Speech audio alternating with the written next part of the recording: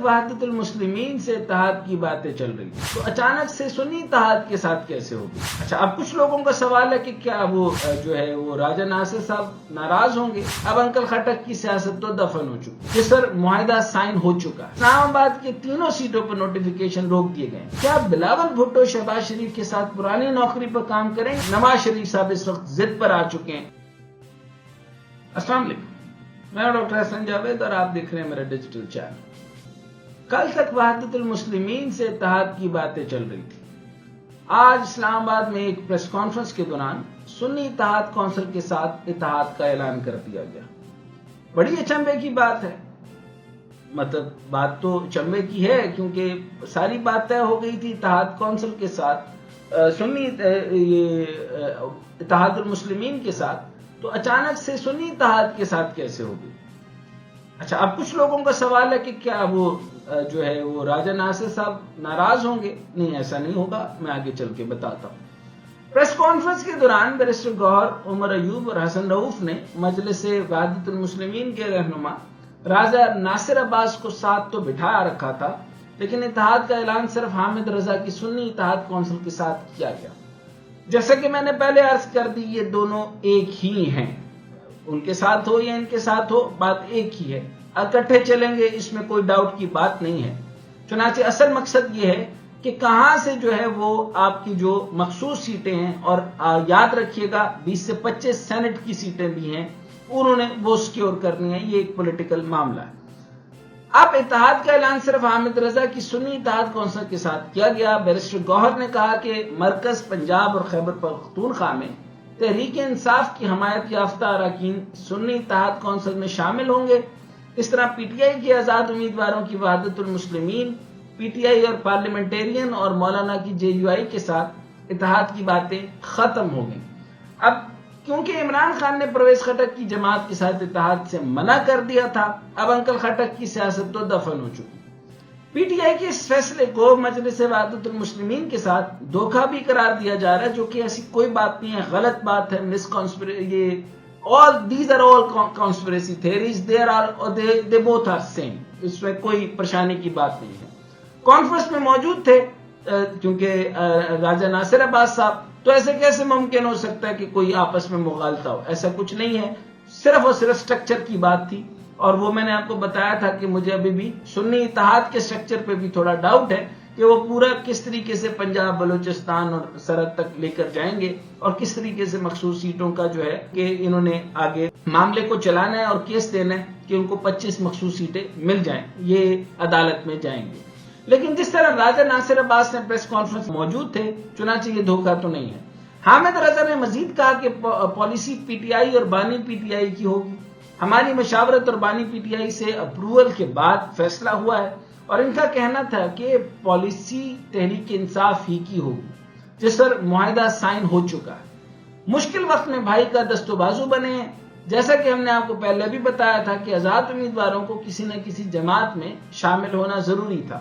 کیونکہ اس سے ایک تو انہیں قابو میں کیا جا سکتا ہے، اور دوسرا P T I election commission سے آزاد امیدواروں کے لیے بھی بات کر سکتی ہے۔ لیکن ساتھ میں یہ سوال بھی اپنی جگہ موجود ہے کہ اسلام آباد کے تینوں سیٹوں پر نوٹیفیکیشن روک دیے گئے، اور یہ سیٹیں تحریک انصاف کو جاتی نظر آ رہی ہیں، جو کہ چلی جائیں گی۔ نون لیگ اور پیپلز پارٹی کے حوالے سے ہم نے پہلے ہی آپ کو بتا دیا تھا کہ دونوں جماعتوں کو اوپر سے مل کر حکومت بنانے کا حکم آ چکا ہے، بس انہوں نے عہدوں اور وزارتوں کی بندر بانٹ طے کرنی ہے۔ مسلم لیگ کے سینیٹر عرفان صدیقی نے دعویٰ کیا ہے کہ بڑی حد تک معاملات طے پا چکے ہیں، اور نون لیگ اور پیپلز پارٹی مل کر حکومت چلائے، جیسے میں نے آپ کو پہلے عرض کیا تھا کہ تمام معاملہ اسی کا ہے۔ لیکن بلاول کی طرف سے بیان ہے کہ ہم وزارتیں نہیں لیں گے، پر آصف زرداری اور بلاول کے درمیان معاملات طے ہونا باقی ہیں۔ اب اس میں کلیئرٹی کے ساتھ ہے کہ آصف زرداری از ٹوورڈ دا پاور گیم، چنانچہ بلاول صاحب ان کا اس میں ہونا ضروری بھی نہیں ہے، کیونکہ اس طرح کی حکومت میں ان کو ابھی کام نہیں کرنا۔ صورتحال یہ ہے کہ بلاول وزیر اعظم بننا چاہتا تھا، لوگوں کا کہنا ہے، لیکن آصف زرداری نے خود صدر بننے کو ترجیح دی اور وزارتیں نہ لینے کا فیصلہ کیا گیا، جو کہ بہت ہی امپورٹنٹ فیصلہ ہے بلاول کے فیوچر کے لیے۔ لیکن اب حکم نامے کے بعد یہ معاملہ سامنے آ رہا ہے کہ کیا بلاول بھٹو شہباز شریف کے ساتھ پرانی نوکری پر کام کریں گے یا پھر وزارت نہیں لیں گے، کیونکہ آصف زرداری کی خواہش ہے کہ اگر وزارتیں لینی ہی ہیں تو بلاول کے لیے وزارت خارجہ ہی سوٹ کرتی ہے، جس سے بلاول کا تجربہ جو ہے وہ بھی بڑھے گا اور ملک کی فورن پالیسی بھی پیپلز پارٹی کا نمایاں کردار ہوگا، جو کہ میں سمجھتا ہوں بہت ہی معقول فیصلہ ہے اور ڈیفینیٹ ایسا ہوگا، اور اس کے اوپر جو ہے وہ جواب طلبی اور جواب دہی نہیں ہوتی۔ اب دیکھنا یہ ہے کہ آصف زرداری بلاول کو قائل کر پاتے ہیں یا نہیں، کیونکہ یہ پی ڈی ایم 2 ہے اور of course P D M 2 کے اندر زرداری صاحب کو کہا جائے گا کہ کچھ سیٹیں لیں، تو کچھ لوگ جو ہیں وہ درمیان میں سیٹیں شاید لیں، کیونکہ نواز شریف صاحب اس وقت ضد پر آ چکے ہیں کہ بھائی ہم خالی گالیاں اکیلے نہیں کھائیں گے، آپ بھی ہمارے ساتھ مل کر کھائیں، کیونکہ بلاول ابھی بھی زرداری کے لیے سیاست میں نومولود ہیں اور اسے ابھی سیکھنے کی ضرورت ہے۔ اب دیکھتے ہیں حکومت کیسے بنتی ہے اور اس کی شکل کیا بنائی جاتی ہے، لیکن نون لیگی اینکرز اور خاص طور پہ حامد میر کے خلاف جنگ چھڑ چکی ہے، کیونکہ حامد میر حقائق دکھا رہا ہے اور نون لیگ والوں کو غریدہ فاروقی جیسی رپورٹر چاہیے، انہیں مرتضی سولنگی جیسے لوگ چاہیے جو حکومتی عہدوں کے لیے کچھ بھی کر سکتے ہیں۔ کمشنر راولپنڈی کے حوالے سے نون لیگ نے بھرپور پروپیگنڈا کیا اور یہاں تک یہ بھی کہا گیا کہ اس کی ذہنی حالت خراب ہے۔ لیاقت علی چٹھا کے پیچھے ملک ریاض، میاں اسلم وغیرہ ہیں، تھے ہوں گے، اس میں میں نے یہ کہا ہے کہ تھے ہوں گے، اب نہیں ہے، ضمیر جاگ چکا ہے، انہوں نے بات کر دی ہے اور الیکشنز جو ہیں وہ یقینی طور پہ کلین سویپ عمران خان کا ہے۔ حامد میر نے ایکس پر بتایا کہ لیاقت علی چٹھا کے خاندان کے متعلق اعلیٰ حکام کو بھجوائی جانے والی رپورٹ کے مطابق ان کے 2 بیٹے ہیں اور وہ 3 بھائی ہیں، اس کے قریبی عزیزوں کا تعلق استحکام پاکستان پارٹی اور مسلم لیگ نون سے ہے، اور اس جیسی رپورٹنگ پر نون لیگ کی طرف سے حامد میر پر تنقید کی جا رہی ہے۔ اور رانا ثناء اللہ کے ایکس اکاؤنٹ سے ٹویٹ کیا گیا جس میں حامد میر کے دفتر میں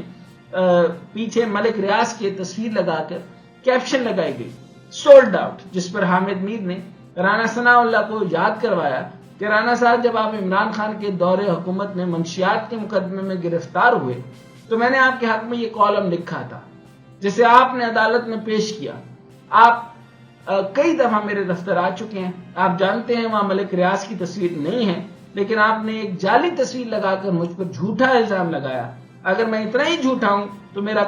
کالم عدالت میں کیوں پیش کیا تھا؟ ویسے یہ حامد میر ہی تھے جس نے الیکشن کمیشن کی ٹرانسمیشن کے دوران اسحاق ڈار کے بارے میں کہا تھا کہ ابھی کلمہ پڑھ کر جھوٹ بولے گا۔ تو نون لیگ ہر اس صحافی، اینکر یا میڈیا ہاؤس کے خلاف ہو چکی ہے، انہیں آئینہ دکھا چکے ہیں، اور آئینہ دکھا اس لیے رہے ہیں کہ اگر وہ اب بھی جھوٹ پر قائم رہے تو ان کی صحافت، ان کا میڈیا اور ان کا کیریئر ہمیشہ کے لیے ختم ہو جائے گا۔ مریم کے وزیر اعلیٰ پنجاب کے بعد کیا ہونے والا ہے یہ آپ خود ہی دیکھ لیجئے گا، کیونکہ یا تو میڈیا مینج ہوگا یا پھر ٹویٹر پورے پاکستان میں ڈاؤن کر دیا گیا ہے۔ ٹویٹر جو ہے وہ دیکھ نہیں پا رہا، یہ مصدقہ رپورٹس ہیں، آپ دیکھ لیجئے اپنے ایکس پر جا کے، nobody can see anything، تاکہ نہ تو کہیں دھاندلی کے دھرنے دکھائے جا سکے اور نہ ہی کوئی پروٹیسٹ کیا جا سکے۔ یعنی جس طرح الیکشن کے دوران انٹرنیٹ بند کر دیا گیا ہے، کوشش یہی لگتی ہے کہ جب تک نون لیگ اور پیپلز پارٹی MKM وغیرہ کی حکومت نہیں بن جاتی تب تک ایکس ہو یا انٹرنیٹ سے چھیڑ چھاڑ جاری رکھی جائے گی، اس کے بعد دھول خود ہی بیٹھ جائے گی۔ لیکن یہ ہتھ کنڈے کامیاب ہوتے دکھائی نہیں دیتے، کیونکہ اب انفارمیشن فلو کو روکنا آسان نہیں ہے، کیونکہ لوگ VPN وغیرہ لگا کر کام چلا رہے ہیں۔ اور ان ساری خبروں کے لیے جاننے کے لیے دیکھتے رہیے ہمارا ڈیجیٹل چینل۔